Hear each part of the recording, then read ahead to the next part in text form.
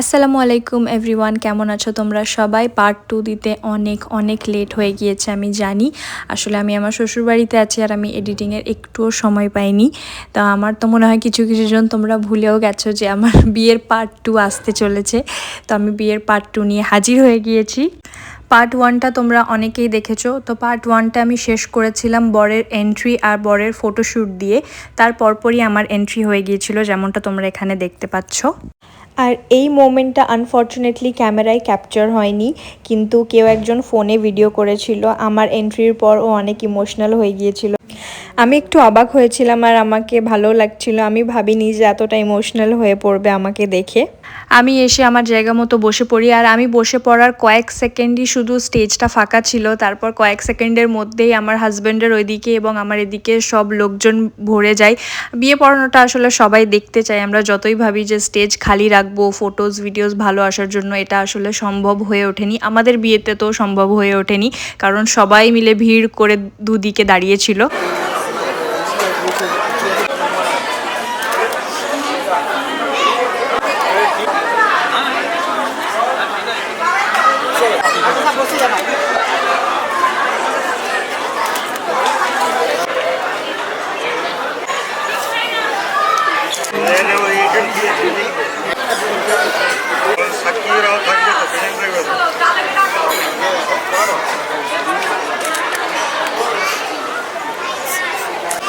ধরুন, না এরকম করে আমলটা ধরুন, যেখানে রিমা লেখা আছে। সিগনেচার করা দুদিকেরই শেষ। মুহূর্তটা এক্সপ্লেন করার মতো নয়, তাই আমি এক্সপ্লেনেশনে যাচ্ছিও না। আর এখন যিনি বরের থেকে অনুমতি নিচ্ছে তিনি হলেন আমার মেজো আঙ্কেল। ওনাকেই আমাদের পেপারসে উকিল হিসাবে নিযুক্ত করা হয়েছিল। আমি নিজেও এখন এত স্টেজে ভিড় দেখে অবাক হচ্ছি। তখন তো আমি দেখতে পাচ্ছিলাম না পেছনে কে দাঁড়িয়ে আছে বা পর্দার ওই পারে কতজন দাঁড়িয়ে আছে। এখন আমি এতজনকে দেখে জাস্ট অবাক হয়ে যাচ্ছি যে এতজন আমার পেছনে দাঁড়িয়েছিল। শেখ জাভেদ সাহেব, যেও বা 25,000 টাকা দিলমোরে আপনাকে শাদি করার জন্য আমাকে উকিল নিযুক্ত করেছে। আপনি কি রাজি আছেন? হ্যাঁ, শুনতে পেয়েছি।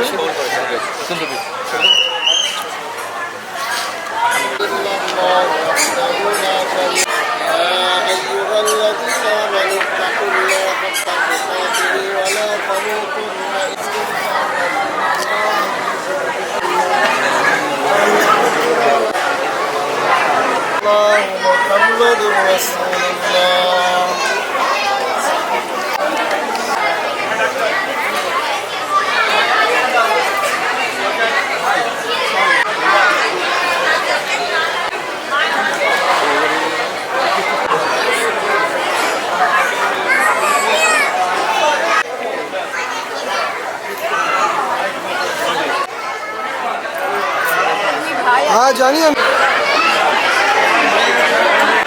बस के बाद ना उनसे मिल जाएगा।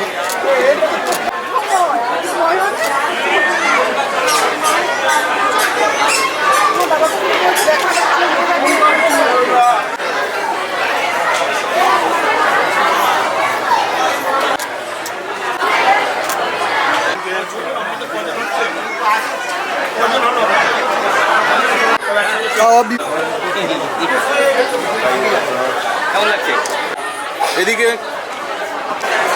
বিয়ে পড়ানো শেষ, সব কিছু শেষ করে আমরা এবার ফাইনালি খেতে বসে পড়েছি। অলরেডি তখন আমার কেঁদে কেঁদে অবস্থা খারাপ। আমি তো খেতে আসতেও চাইছিলাম না, কিন্তু সবাই জোর করলো যে না একসঙ্গে বসো। আর আম্মুর এখানে অবস্থা দেখতেই পাচ্ছ তোমরা, কেঁদে কেঁদে অবস্থা খারাপ করে ফেলেছে। সব গেস্টদেরই মোটামুটি খাওয়া হয়ে গিয়েছিল। আমাদের পরিবারের লোকজন আর আমার ইনলজদের কিছুজন বাকি ছিল। তো আমরা একসঙ্গেই বসে পড়েছিলাম খাওয়া দাওয়া করতে। বিয়ের পরে প্রথম আমরা একসাথে বসে খাচ্ছি। ও আমাকে খাইয়ে দিচ্ছিল, আমি ওকে খাইয়ে দিচ্ছিলাম। অনুভূতিটা একটু ডিফারেন্ট ছিল। একটা হ্যাপিনেস ছিল ঠিকই, কিন্তু তখন আমার মনের মধ্যে আরও অন্য কিছু ঘুরপাক খাচ্ছিল যে আর কিছুক্ষণের মধ্যেই আমাকে ঘর বাড়ি সবাইকে ছেড়ে দিয়ে চলে যেতে হবে। বিয়ে পড়ানোর পরপরই যেহেতু আমরা খেতে বসে গিয়েছিলাম, আমাদের একসঙ্গের যে ফটোশ্যুটটা সেটা বাকি রয়ে গিয়েছিল, সেগুলোই আমরা এখানে কমপ্লিট করে নিচ্ছি। আর দেখতেই পাচ্ছ আমাদের নিকা সেটআপটা কি অসাধারণ লাগছে দেখতে। ফটোশ্যুটের পরপরই এবার কিছু রিচুয়ালস ছিল যেগুলো এখানে কমপ্লিট করে নেওয়া হচ্ছে, কারণ বিদায় টাইম হয়ে আসছিল আর বেশি সময় ছিল না। এটাতে বেসিক্যালি মেয়ের দিক থেকে জামাইকে গিফটস দেওয়া হয়। ফার্স্টেই দেখলে আব্বু এসে আংটি পরিয়ে দিয়ে গেল, দেন মামা, তারপর বড় দিদা, আমার মেজো কাকু, ছোট কাকু, আমার মেজো আঙ্কেল, ছোট আঙ্কেল, সবাই আমার বাড়ির যতজন ছিল মোটামুটি সবাই জামাইকে এখানে গিফট পরিয়ে দিচ্ছে। সেই গিফটটা যে কোনো কিছুই হতে পারে। জামাই তো ওইদিকে গিফটস নিচ্ছে, ভীষণ খুশি, জামাইয়ের হাসি দেখেই সেটা বোঝা যাচ্ছে। কিন্তু আমি এইদিকে কেঁদেই যাচ্ছি, আমার চোখের জল তখন আর থামছেই না, কারণ আমি জানি তখন আর আমার হাতে বেশি সময় নেই। তো যত টাইম এগিয়ে আসছে তত আমি আর আমার চোখের জল ধরে রাখতে পারছিলাম না।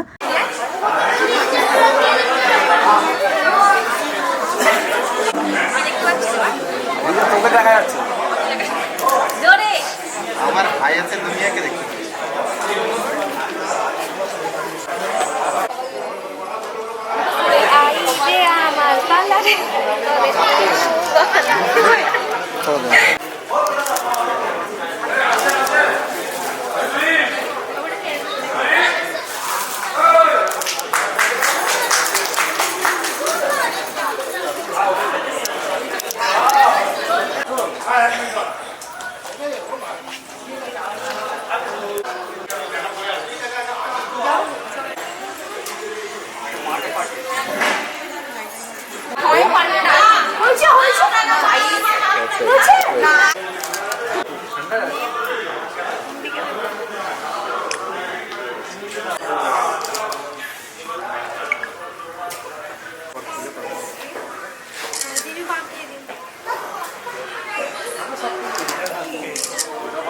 बस बस बस बेटा